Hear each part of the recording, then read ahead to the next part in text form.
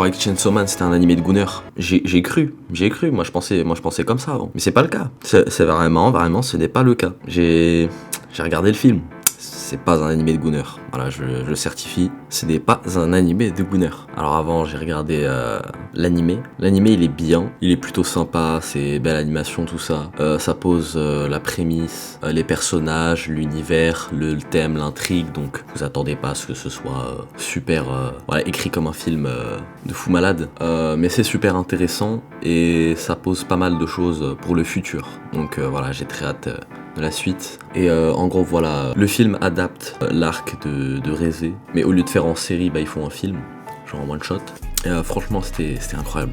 Voilà, c'était incroyable. Concernant l'animé, alors en gros, ça se voit que c'est inspiré de genre d'autres animés un peu connus. Genre par exemple Naruto, tu vois le design. Les persos principaux de Naruto et de ceux de Chainsaw Man, ils se ressemblent pas mal. C'est juste que bon, c'est bien différent. Dans le fond, c'est juste la forme qui se ressemble. Voilà, bon après, voilà, moi je croyais que c'était un anime de Gunner.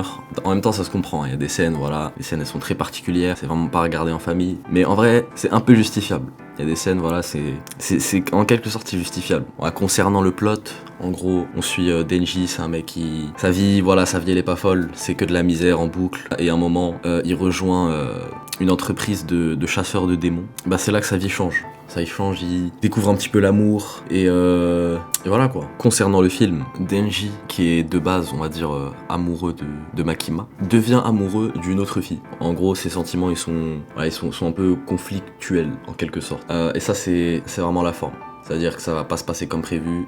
Enfin, voilà, c'est...